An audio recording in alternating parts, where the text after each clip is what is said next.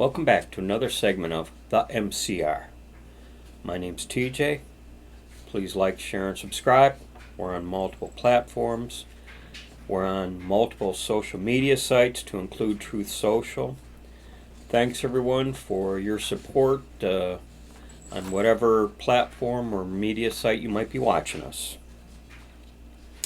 Just this morning, I read an interesting news article which got me thinking. Surprise, surprise. And the news article was about New York and the governor's race in New York. And Real Clear Politics has taken the gubernatorial race in the state of New York and basically declared it a toss-up between Lee Zeldin, the Republican, and Kathy Hochul, the Democrat. Personally, I would still expect Hochul to win, but there's a reason why I found this article interesting, to even include uplifting. It's going to make the Democrats, the state of New York is the crown jewel of the Democrat Party.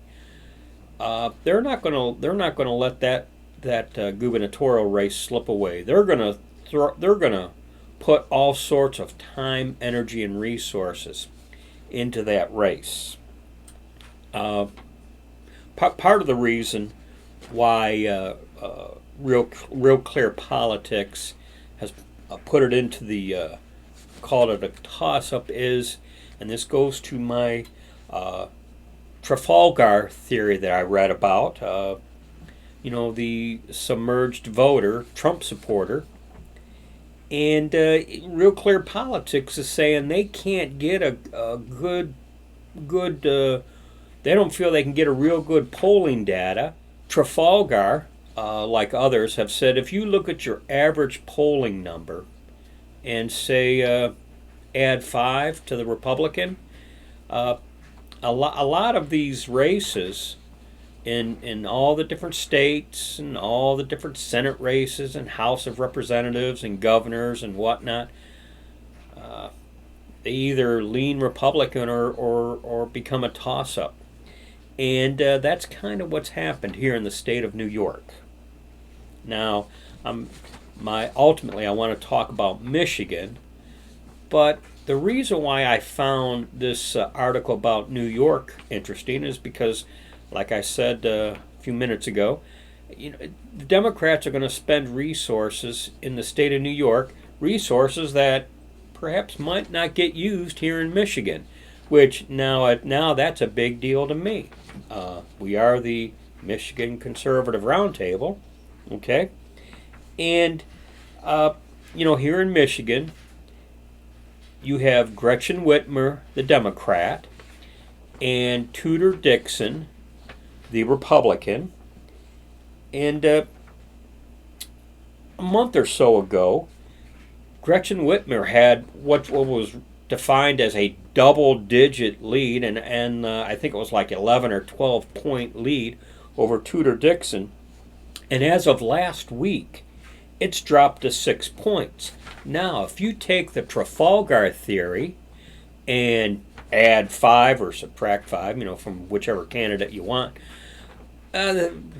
Michigan becomes a toss-up. Now, do I think Michigan's a toss-up? I'm hoping.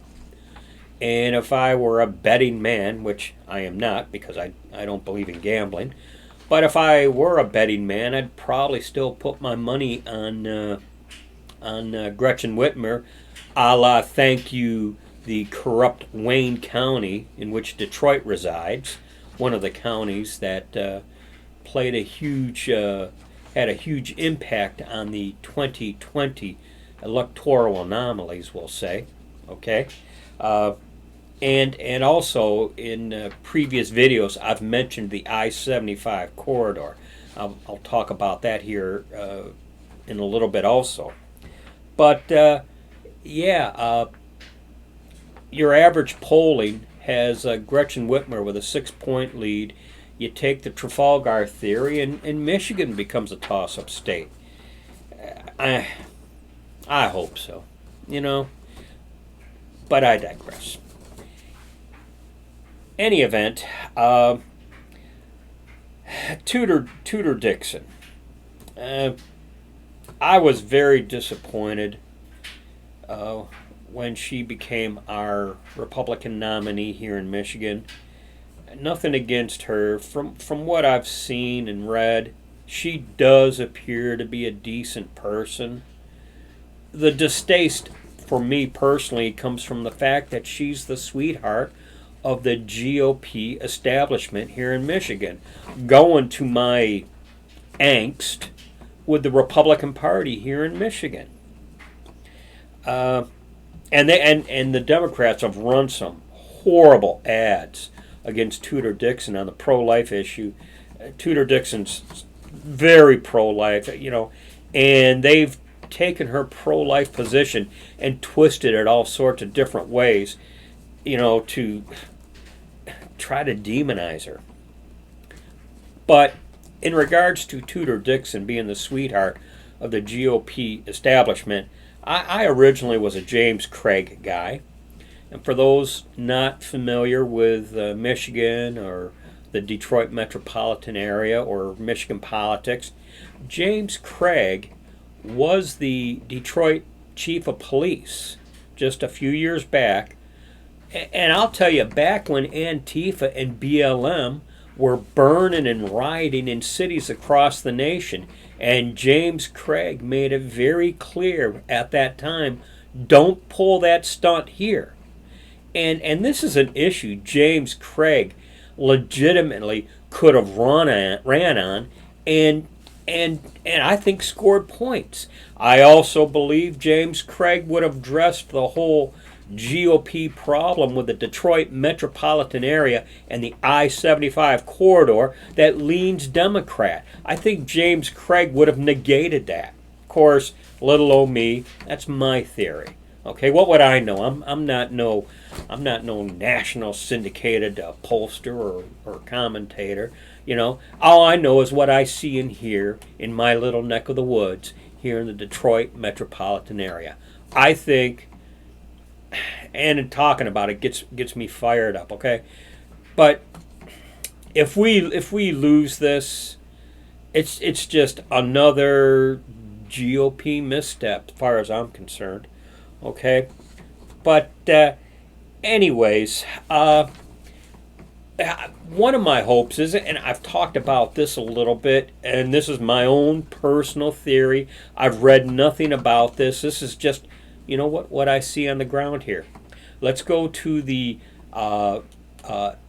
Office of Secretary of State, which is, in light of what happened in 2020, I guess we're all finding out just how important these Secretary of State, these state Secretary of State elections are, because here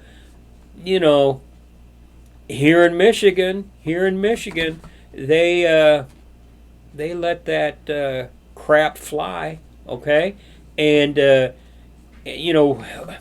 Christina Caramo, she's very well liked, highly thought of. Going to my personal theory of coattails working in reverse. If the GOP does well in the Detroit metropolitan area, I think it's going to be because of some kind of Christina Caramo effect. Okay, she holds high respect in this area. I just hope she wins. And you know what? If Tudor Dixon doesn't win, Christine Caramo probably won't win either. And at the risk of sounding defeated, I guess I would still put my money on Gretchen Whitmer. Okay, as much as I hate to say that, but anyway, these are just my thoughts, my hopes. The election's just a few weeks away, less than a month away, so. Get out and vote, and vote once. And I'm just hoping that the GOP establishment keeps the hanky-panky at bay. I'm not hopeful with what's going to happen in here. I don't reside in Wayne County. I live in Macomb County, which is just north of Wayne County. But when we say Detroit metropolitan area, Wayne, Oakland, and Macomb County, they call it the Tri-County area too. Okay, so but Wayne County, corrupt as all get out. Detroit, Detroit's just a has-been city. They're lucky to have 600,000 residents now, and who knows really what the number is. They try to throw in the homeless number and everything else to try to jack it up, but Detroit at one time used to have 1 million or more residents, and they've lost almost half their residents now. Detroit's a shell of a city, okay? But I guess that's another topic. I'm getting off track here. Plus, now I'm beginning to ramble. Sorry, y'all.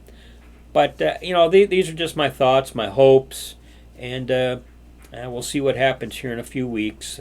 And with that, I'll close with, as always, be safe, watch your six, and don't tread on me.